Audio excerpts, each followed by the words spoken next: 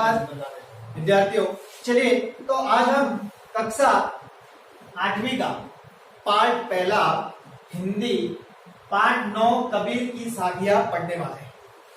तो प्रस्तुत जो पाठ है कबीर की साखियां, जैसे कबीर जो है ये लेखक है, ठीक है ना। तो इन्होंने जो है अपनी साखियों के अंदर बहुत सारे दोहे जो हैं वो हमें बताने का प्रयास किया है, जिसके द्वारा एक जो मानव है वह अपनी जिंदगी को किस राह पर अच्छे ढंग से अच्छे तरीके से लेकर जा सकता है। वैसे बहुत सारे दोहे हैं, परंतु आज हम इस पाठ के अंदर जो है साधु संतों के बारे में ज्यादा पढ़ने वाले हैं और मनुष्य को कौन सी बातों को अपनाना चाहिए और कौन सी बातों को नहीं अपनाना चाहिए, इसके बारे में विस्तार से आपको बताएंगे। तो चलिए पहला दोहा जो है वो मैं आपके सामने रखता हूं।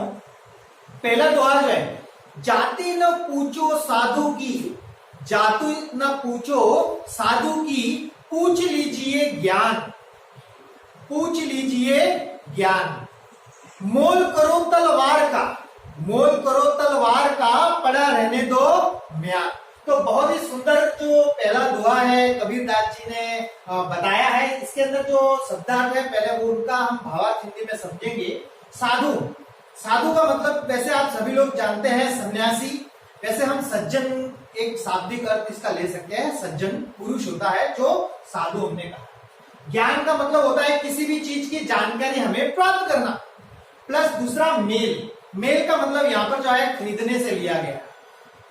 म्यान, म्यान का मतलब आपने समझा ही होगा, जो तलवार होती है, जिसको तलवार का जो हम बोल सकते हैं जिसमें तलवार को रखी जाती है उसको हम म्यान कहते हैं। चलिए इसका भावार्थ समझते हैं कि जाति न पूछो साधु की।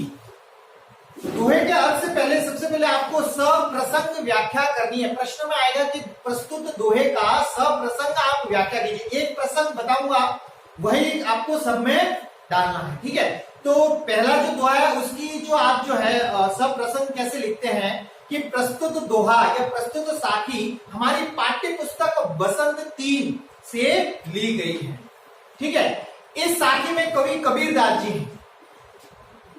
अब इस दोहे का जो है आप थोड़ा सा शॉर्ट में बताएंगे, ठीक है। प्रस्तुत जो दोहा है उसमें जो है ये हमारी पाठ्य पुस्तक बसंत 3 की कबीरदास जी द्वारा पंक्तियां ली गई हैं, जिसमें कवि जो है साधु, साधु के बारे में बताया गया है, जिसमें कबीर बताते हैं कि साधु से हमेशा हमें जो है उनसे ज्ञान पूछना चाहिए, न कि जाति के बारे में।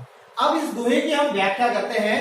तो दोहे की पहली पंक्ति है कि जाति न पूछो साधु की, पूछ लीजिए ज्ञान। तो कबीरदास जी ने पहली पंक्ति के अंदर ये कहा है कि हमें जो सज्जन पुरुष होते हैं, जो साधु होते हैं, जो सतजन होते हैं, जो हमेशा सच के रास्ते पे चलते हैं, हमें उस साधु की जाति नहीं पूछनी चाहिए, बल्कि उस साधु के साथ रहकर या उनसे मिलकर उनसे ज्ञान को लेना चाहिए, ज्ञान को प्राप्त करना चाहिए, ठीक है। तो इसीलिए कबीरदास जी ने कहा कि जाति न पूछो साधु की, पूछ लीजिए ज्ञान। तो साधु की कभी भी हमें जो जाति न पूछ के उनसे ज्ञान के बारे में पूछ लेना चाहिए, हमें ज्ञान को प्राप्त करना चाहिए। चलिए अगली, पहले दोहे का अगली पंक्ति, मेल करो तलवार का, पड़ा रहने दो म्यान। अब मेल करो तलवार का, पड़ा रहने दो म्यान, इसका क्या मतलब होता है? चलिए मैं आपको बताता हूं कि जब हम तलवार खरीदने जाते हैं, जब हम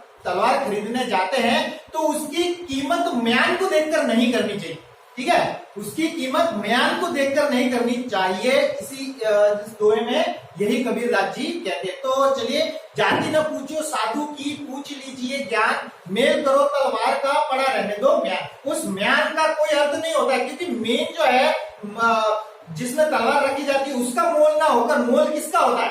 तलवार का होता है। तो ठीक इसी प्रकार हमें भी अपने जीवन में अगर आगे बढ़ना है, ठीक है, तो हमें जात पात ऊंच नीच भेदभाव को नहीं देखना चाहिए।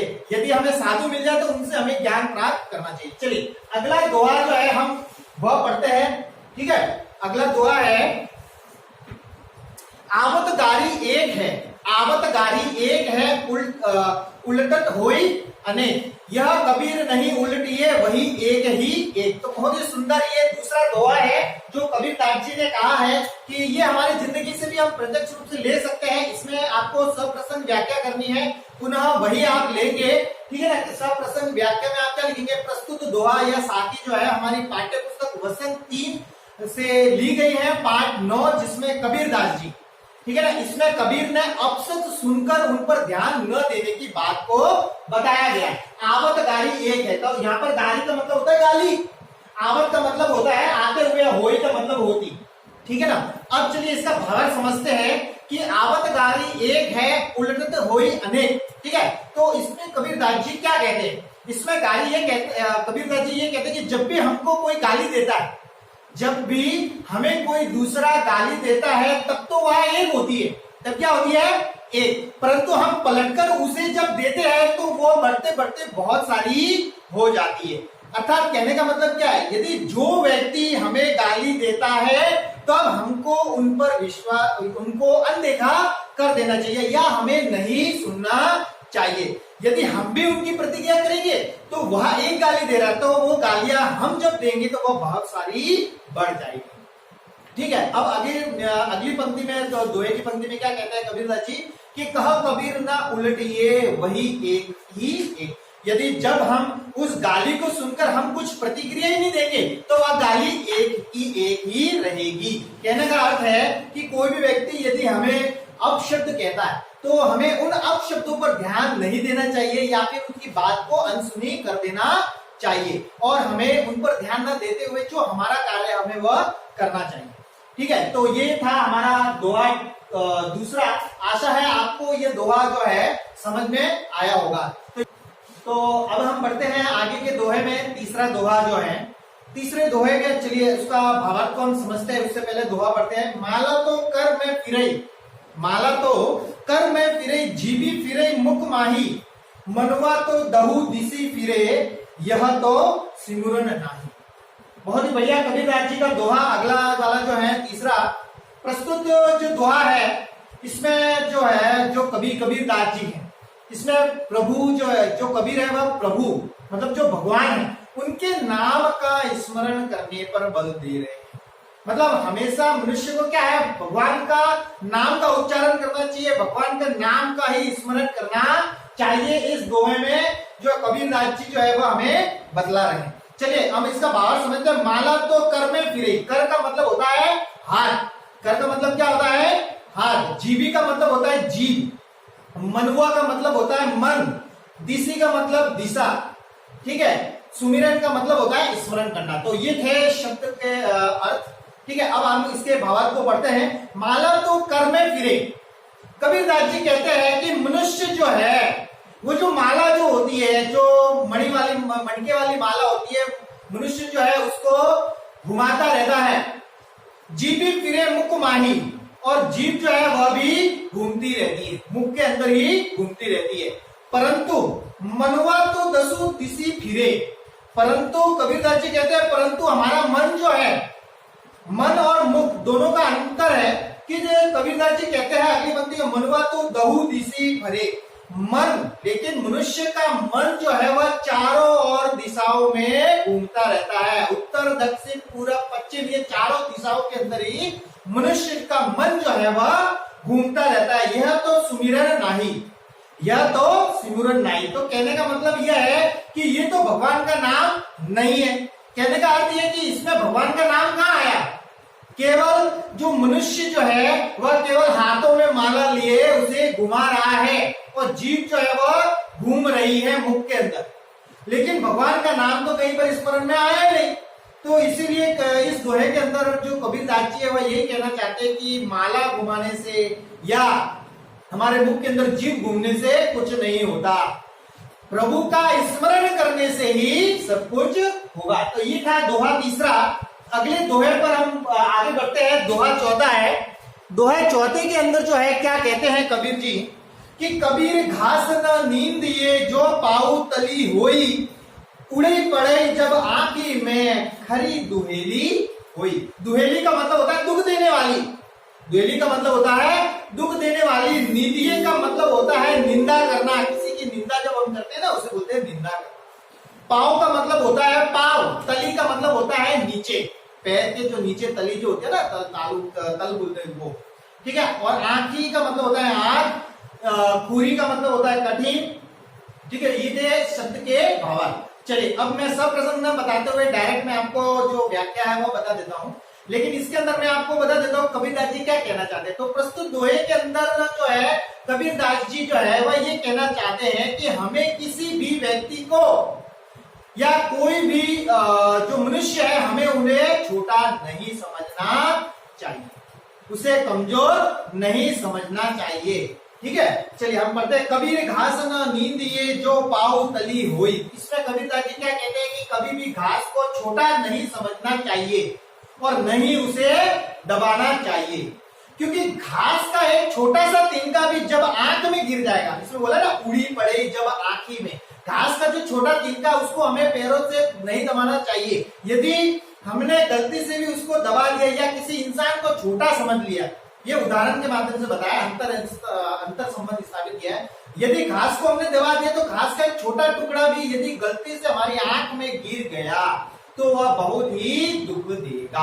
अर्थात हमें छोटा समझकर किसी पर भी अत्याचार नहीं करना चाहिए। घास की तुलना, एक घास के तिनके, छोटा सा तिनके की तुलना मनुष्य, उस छोटे मनुष्य को समझाते हुए अंतर संबंध स्थापित किया है कबीरदास जी ने कि हमें कभी भी मनुष्य को छोटा नहीं समझना चाहिए। जिस प्रकार घास, एक छोटी सी घास होती है, यदि हम उसे दबा देते हैं तो उनका तिनका यदि आंख में गिर गया तो वो बड़ा दुखदायी होता है। उसी प्रकार मनुष्य को भी हमें छोटा ना समझना चाहिए, उस पर अत्याचार नहीं करना चाहिए।